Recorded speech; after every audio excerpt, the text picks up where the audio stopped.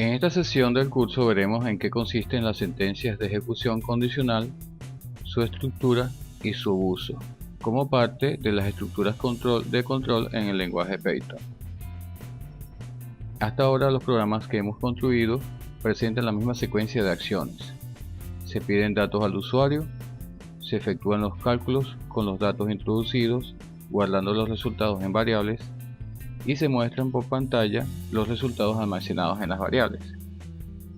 Estos programas están conformados por una serie de líneas que se ejecutan una tras otra. El flujo de ejecución es estrictamente secuencial. Para poder escribir programas útiles, casi siempre vamos a necesitar comprobar condiciones y cambiar el comportamiento del programa de acuerdo al resultado de estas condiciones. Este tipo de comportamiento del programa se implementa con las estructuras de control. Las sentencias condicionales son una de estas estructuras de control. Nos proporcionan la capacidad de alterar el flujo de ejecución de los programas para hacer que tomen decisiones a partir de los datos o los resultados intermedios, y en función a estas ejecuten ciertas sentencias y otras no. La principal sentencia condicional que poseen los lenguajes de programación convencionales es la sentencia if, y tiene la siguiente forma en Python. Se inicia con una sentencia if seguida por una condición y se finaliza con un carácter de 2 puntos. Las líneas que siguen a continuación van indentadas, es decir, llevan una tabulación o espacios en blanco al principio, quedando todo el bloque de sentencias alineadas formando un bloque de instrucciones. La condición es una expresión lógica o booleana que resulta en un valor lógico verdadero o true o falso, false. Si la condición lógica es verdadera, las sentencias indentadas serán ejecutadas. Si la condición es falsa, las sentencias indentadas serán ignoradas y se sigue la ejecución en la siguiente línea que tenga la misma indentación que la sentencia if. Como ya se mencionó, una expresión lógica da como resultado un valor true o false. True y false son valores que pertenecen al tipo bool o booleano en Python, no son cadenas. Entonces se guardan como palabras reservadas también. Las expresiones lógicas están formadas por dos operandos relacionados por un operador relacional o de comparación, y puede contener también operadores lógicos para cuando se necesita evaluar condiciones simultáneas. Los operadores relacionales lo conforman los símbolos menor que, mayor que, menor o igual que, mayor o igual que y distinto a. En Python siempre hay que recordar que el operador de asignación es un símbolo de igualdad simple y que el doble igualdad es un operador relacional. Es muy común cometer el error de utilizar el símbolo de igual en vez de doble igualdad, y esto produce un error. No existe algo como igual menor o igual mayor. Los operadores lógicos evalúan dos expresiones lógicas como dos operadores para determinar condiciones simultáneas. Lo conforman las sentencias AND, OR y NOT. El resultado semántico o el significado semántico es similar a su significado en inglés. Al evaluar con el operador AND, el resultado es true si ambas expresiones que conforman la operación son true. Si al menos una o ambas son false, el resultado es false. Con el operador OR, el resultado es true si al menos una de las expresiones que conforman la operación es true, es decir, una u otra o ambas, pero si las dos son false, el resultado es false. El operador NOT realiza una negación lógica. Si la expresión evaluada es true, el resultado es false. Si la expresión es false, el resultado es true. Podemos observar unos cuantos ejemplos de evaluación de expresiones lógicas en el modo intérprete de Python. utilizando operadores relacionales y operadores lógicos. Igualmente, una ejecución condicional. Un ejemplo de aplicación de la sentencia if es el caso de la resolvente para obtener la raíz de una ecuación de primer grado. Al observar la expresión, sabemos que no se puede evaluar si el valor de la variable a es igual a 0. Por tanto, un programa que resuelva una ecuación de primer grado debe verificar esta situación y tomar la acción necesaria. Podemos ver la propuesta del algoritmo en PSeInt y el código en Python. Se observa que luego de pedir los datos al usuario, se tienen dos sentencias condicionales. En la primera se evalúa si se puede aplicar la fórmula preguntando: ¿es el valor de a distinto de 0? Si es distinto de 0, se ejecutan las dos sentencias que se encuentran indentadas en ese bloque. De lo contrario, se ignoran esas líneas y se pasa a la siguiente que no está indentada. La siguiente sentencia después del primer bloque if es otra sentencia if, pero acá se evalúa si a es igual a 0. En caso de ser verdadero, se ejecuta la sentencia que está indentada. De lo contrario, se ignora. En una sentencia if siempre debe haber al menos una sentencia indentada, si no obtendremos un error. A veces sucede que deseamos tener un cuerpo sin sentencias, por ejemplo para dejar un emplazamiento para código que no se ha completado aún, para lo que podemos usar la sentencia pass, que no hace nada. Es importante destacar que Python es actualmente uno de los pocos lenguajes de programación donde la indentación forma parte de su sintaxis. Es significativo, de tal manera que los bloques de instrucciones que forman parte de las estructuras de control siempre deben estar indentadas. Si no, el intérprete no lo considerará como un bloque y alterará el alcance del bloque. Una forma complementaria a la ejecución condicional es la ejecución alternativa. Esta es una sentencia if en la cual existen dos posibilidades y la condición determina cuál de ellas debe ser ejecutada.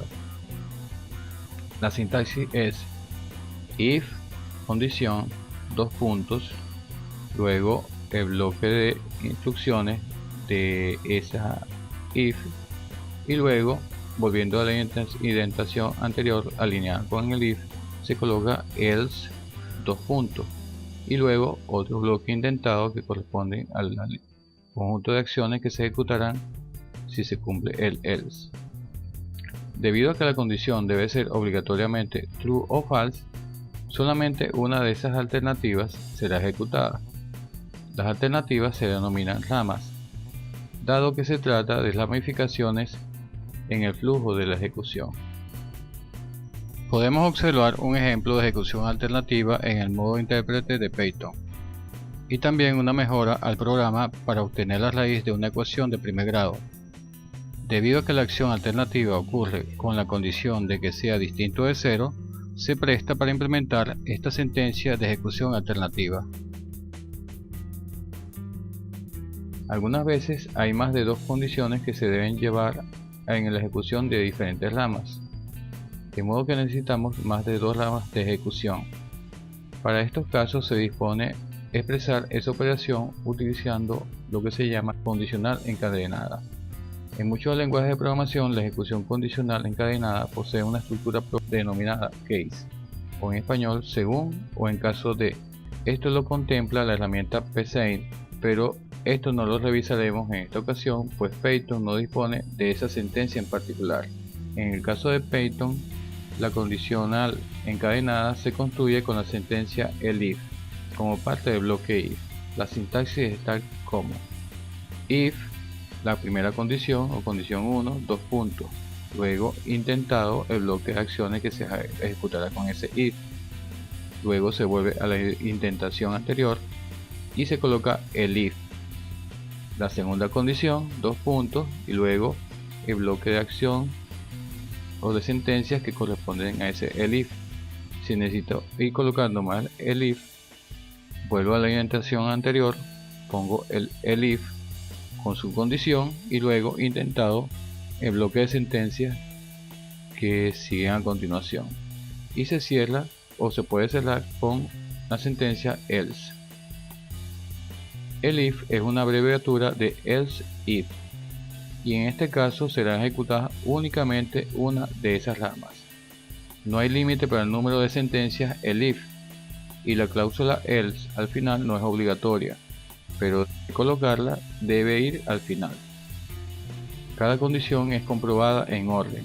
Si la primera es falsa, pasa a la segunda condición y así sucesivamente.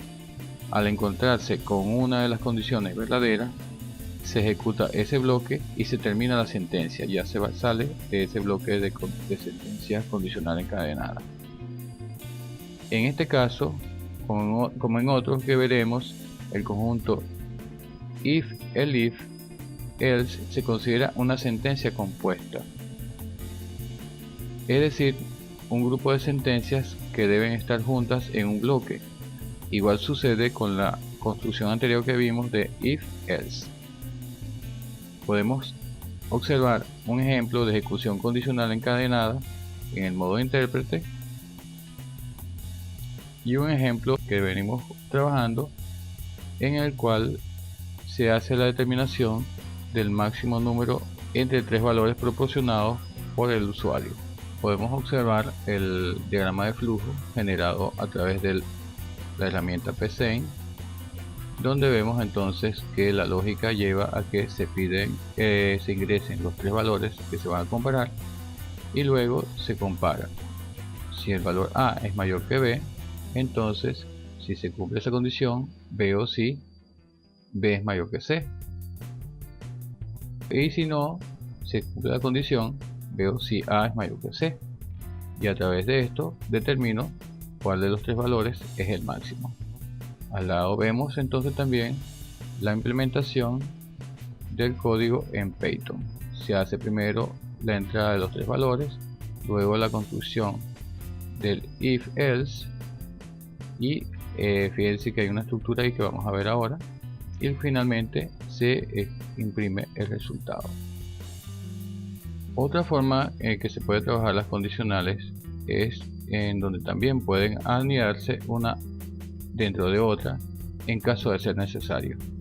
Esto se llama condicional anidado y su sintaxis es: se coloca la construcción de la condición, por ejemplo comenzando por la construcción de if, y luego dentro del bloque de acciones puede haber intercalado alguna otra construcción if.